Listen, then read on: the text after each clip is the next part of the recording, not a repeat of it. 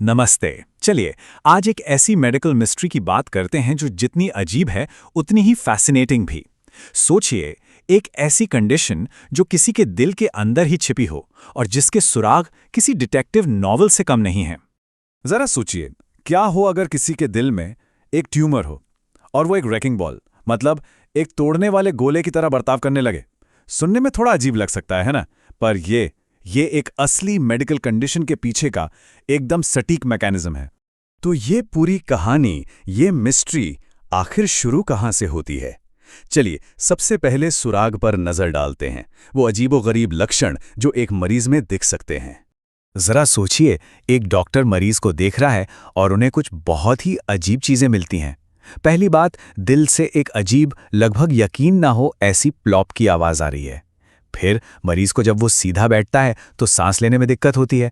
पर कमाल की बात यह है कि लेटते ही उसे तुरंत आराम मिल जाता है।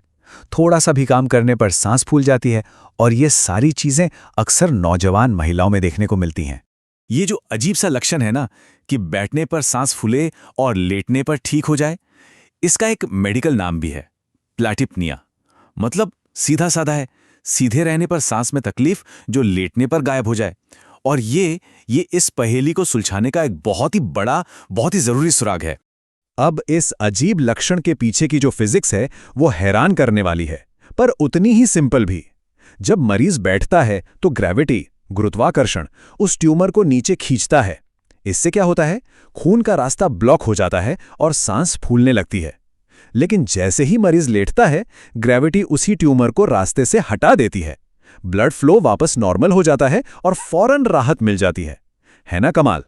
तो अब जब इतने बड़े बड़े सुराग हाथ लग चुके हैं, तो मेडिकल डिटेक्टिव्स असली मुजरिम की पहचान करने के लिए तैयार हैं। और ये मुजरिम कोई और नहीं बल्कि एट्रियल मिक्सोमा है। ये दिल में होने वाला सबसे आम प्राइमरी ट्यूमर है और इसकी बनावट ही इसे खास तौर पर खतरनाक बनाती है। ये एक डंठल या कहिए एक स्टॉक के सहारे दिल के लेफ्ट एट्रियम के अंदर लटका रहता है, बिल्कुल एक पेंडुलम की तरह। तो सवाल ये है कि ये ट्यूमर आखिर इतनी अजीब परेशानियां पैदा कैसे करता है? चलिए, इस रैकिंग बॉल के काम करने के तरीके को ठीक से समझते हैं।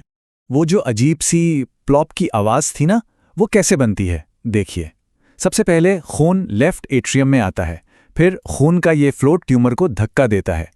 अब क्योंकि ये एक डंठल से लटका है तो ये एक पेंडुलम की तरह झूलने लगता है और आखिर में ये झूलता हुआ ट्यूमर सीधा माइट्रल वाल्व से जाकर टकराता है और पैदा होती है वो खास प्लॉप की आवाज़। लेकिन बात सिर्फ प्लॉप की आवाज़ पर ख़त्म नहीं होती, क्योंकि ये ट्यूमर वाल्व के रास्ते में आ जाता है तो ये माइट्रल स्टेनोसिस जैसी एक और दिल की बीमारी की नकल कर सकता है। इसकी वजह से डॉक्टर्स को एक और तरह की आवाज़ सुनाई दे सकती है जिसे कहते हैं मिड डायस्टोलिक मर्मर। लेकिन खतरा सिर्फ ब्लड फ्लो में रुकावट या इन अजीब आवाज़ों तक ही नहीं है। असल खतरा इससे कहीं बड़ा है। और वो असल खतरा ये है कि ये प्रॉब्लम सिर्फ दिल तक ही सीमित नहीं रहती, ये दिल के बाहर भी फैल सकती है और शरीर के दूसरे हिस्सों में बहुत गंभीर दिक्कतें पैदा कर सकती है। स्ट्रोक का जो भयानक खतरा है वो यहीं से शुरू होता है। देखिए, वो झूलता हुआ ट्यूमर बार बार माइट्रल वाल्व से टकराता है। इस टक्कर से वाल्व डैमेज होता है और उस पर प्लेटलेट्स के थक्के यानी कि क्लॉट्स बनने लगते हैं। फिर कभी कभी ट्यूमर के या इन क्लॉट्स के छोटे छोटे टुकड़े टूटकर खून के बहाव में मिल जाते हैं। इन टुकड़ों को हम एम्बोली कहते हैं और ये खून के साथ पूरे शरीर में घूमने लगते हैं। और सोचिए, अगर ये दिमाग तक पहुंच गए तो ये टीआई यानी मिनी स्ट्रोक या फिर एक बड़े स्ट्रोक की वजह बन सकते हैं। तो अब जब खतरा इतना बड़ा है तो इस मेडिकल मिस्ट्री को आखिर सॉल्व कैसे किया जाता है? इस केस को कंफर्म करने के लिए, पक्के सबूत जुटाने के लिए सबसे पहला टेस्ट है ट्रांसथोरैसिक इकोकार्डियोग्राम, जिसे शॉर्ट में टीटीई कहते हैं। ये एक तरह का अल्ट्रासाउंड है जो दिल की तस्वीरें दिखाता है। और अगर और भी साफ और भी बेहतर तस्वीरें चाहिए हों तो फिर ट्रांसएसोफेजियल इकोकार्डियोग्राम यानी टीईई का इस्तेमाल किया जाता है। और एक बार जब मुजरिम की पहचान हो जाए और सारे सबूत सामने हो, तो इसका सिर्फ और सिर्फ एक ही पक्का इलाज है। वो इलाज है सर्जरी से इस ट्यूमर को पूरी तरह निकाल देना। जैसा कि कहा जाता है, इसका एकमात्र इलाज ट्यूमर का सर्जिकल रिसेक्शन है।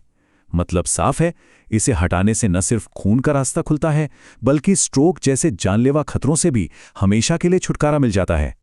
एट्रियल मायोक्सोमा का ये पूरा केस हमें एक बहुत ज़रूरी बात याद दिलाता है कि हमारा शरीर कभी-कभी कितने अजीब, कितने अनएक्सपेक्टेड तरीकों से हमसे बात करने की कोशिश करता है। यह हमें सोचने पर मजबूर करता है।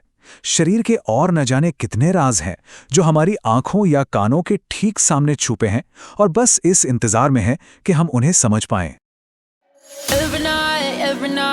Every night, are we paradise, paradise seems so far